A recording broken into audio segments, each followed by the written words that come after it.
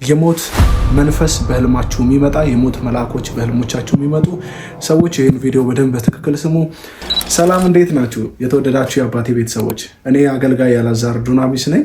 ዛሬ ደግሞ በአንድ ሀሳብ ልንወያይ በዚህ ዩቲዩብ ቻናል ተገናኝተናል። ስለዚህ በዚህ ዩቲዩብ ቻናል ዛሬ የምናያቸው ነገሮች ስለ ሞት መልአኮች ወይም ደግሞ የሞት ስፒሪቶች ወደ ሰው ህይወት ሲመጡ እንዴት ይመጣሉ፣ በሚመጡባቸው መንገዶች መካከል አንዱ የሆነው ህልም በሚባልበት መንገድ ነው። ብዙ ጊዜ ሰዎች በህልሞቻቸው የሞቱ ቤተሰቦቻቸውን፣ የሞቱ ፋሚሊዎቻቸውን፣ የሞቱ ዘመዶቻቸውን፣ የሞቱ ጓደኞቻቸውን፣ የትዳር ጓደኞቻቸውን ብዙ ጊዜ ያሉ ዘመድ፣ ፋሚሊ፣ የትዳር አጋር፣ ጓደኛ፣ ፍቅረኞቻቸውን፣ በህይወት ያጣቿቸውን ጓደኞች፣ የተለያዩ ሰዎች የምታዩ ሰዎች ለምን እንደምታዩቸው ነው ዛሬ በዚህ ቪዲዮ የምንማረው ማለት ነው። ስለዚህ በጥቂት ደቂቃዎች ውስጥ እነዚህ ነገሮች ያሳያችኋለሁ። ምንድናቸው እነሱ ነገሮች?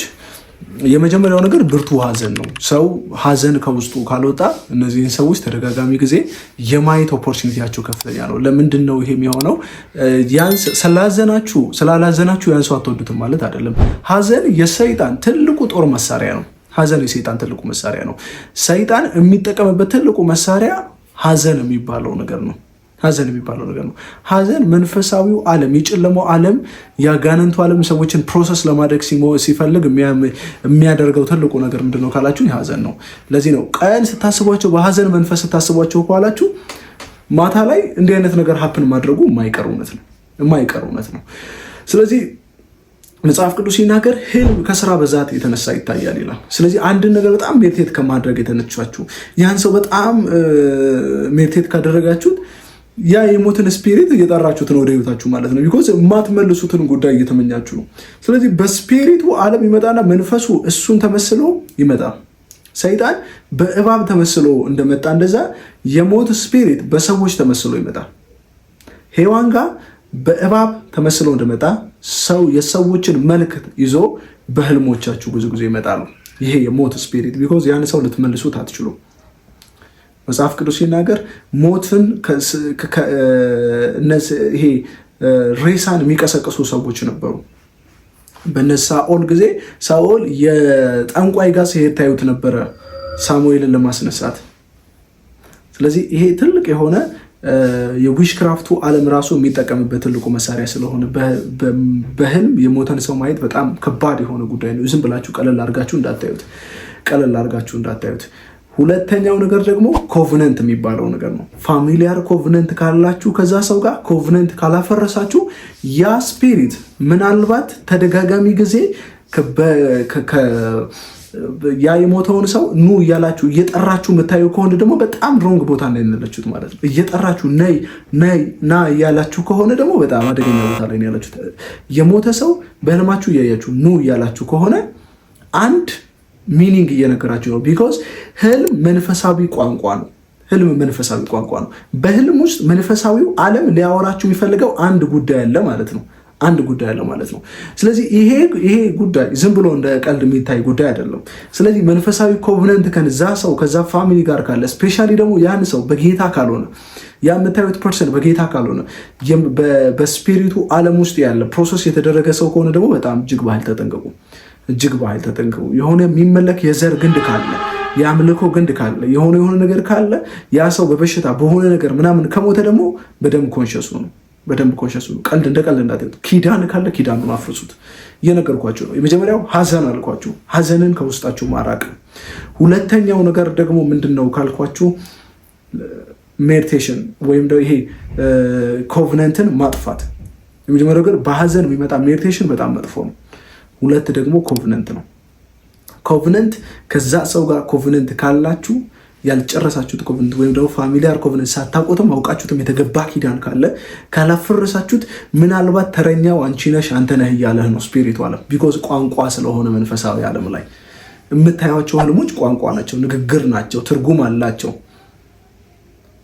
አላቸው። እንደ ቀልድ ማለፍ የለባችሁም። እያንዳንዱ በህይወቶቻችሁ ላይ የምታዩትን ነገር እንደ ቀልድ ማየት የለባችሁ።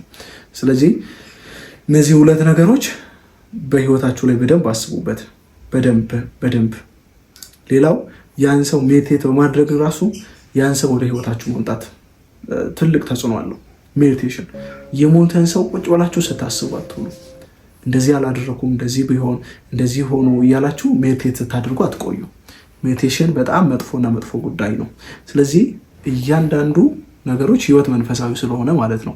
ህይወት መንፈሳዊ ነው። በየትኛውም ሳይድ የሞተ ሰው ማየት ልክ አይደለም።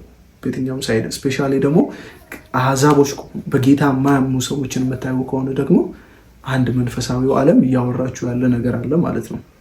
ለምሳሌ ይህን በሌላ ጊዜ አወራችኋለሁ። አንድ በጣም የምትወዱትን አገልጋይ ስታዩ፣ ሲጸልይላችሁ ስታዩ፣ የሆነ ነገር ስታዩ አንድ የሆነ ነገር እያወራችሁ ነው ማለት ነው እግዚአብሔር።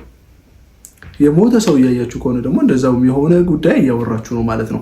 የሆነ ነገር መንፈሳዊው ዓለም እየተናገራችሁ ነው ማለት ነው። ስለዚህ እነዚህ ነገሮች በጸሎትና በጾም ጸሎት የእግዚአብሔርን ቃል በማንበብ ማስቆም ትችላላችሁ። እነዚህ ነገሮች ከእግዚአብሔር ጋር ህብረት በማድረግ ኮቨነንት በማፍረስ ሀዘንን ከመካከላችሁ በማራቅ ሀዘንን ማራቅ መንፈሳዊ ነው። ሀዘንን አርቆ መንፈስ ቅዱስ አጸናኝ ነው። ብዙ ሰዎች የመንፈስ ቅዱስን ማጽናናትን ቢትሉና በራሳችሁ ማስተካከል የምትችሉት ይመስሉና ብሶስ ውስጥ የተለያየ ነገር ውስጥ ትገባላችሁ። ሀዘን መጥፎ ነገር ነው። ይህም በሌላ ጊዜ በተሰፊው እመጣበታለሁ። ስለዚህ እነዚህ ሁለት ነገሮች ካደረጋችሁ በህልሞቻችሁ የሰሞቱ ሰዎችን እንዳይመጡ ማድረግ መከላከል ትችላላችሁ። ፕሮቴክት ራሳችሁን ማድረግ ትችላላችሁ። መንፈሳዊ ነገራችሁን ፕሮቴክት ማድረግ ትችላላችሁ ማለት ነው። ስለዚህ ለምታዩቸው ህልሞች እያንዳንዱ ኃላፊነት የምትወስዱት እናንተ ናችሁ። ህልሞች እንዴት ይመነጫሉ የሚለው በሌላ ቪዲዮ የምንገናኝ ይሆናል። ይህን ቪዲዮ ደግሞ ሰብስክራይብ፣ ላይክ፣ ሼር ማድረግ እንዳይረሳ። ገና አዲስ በቴሌግራም ቻናል ነበረ ረጅም ጊዜ ሳገለግል የነበረው። አሁን ደግሞ በዩቲዩብ ቻናል ደግሞ ብቅ ብለናል። ስለዚህ ይሄን ዩቲዩብ ቻናል ደግሞ ሰብስክራይብ በማድረግ ብዙ ሰዎች ሼር እያደረጋችሁ ሰብስክራይብ በማስደረግ እግዚአብሔርን ጸጋ እንድትካፈሉና ደግሞ አገልግሎቱን ከጎን እንድትደግፉ በጌታ ፍቅር አሳስባችኋለሁ። ይሄን ቪዲዮ ያያችሁ ሁሉ በቅንነትና በንጹህ ፍቅር ሰብስክራይብ በማድረግ ከአገልግሎታችን ጎን ቁሙ። ወዳችኋለሁ። ተባረኩ። አገልጋይ አላዛር ዱናሚስ ነኝ።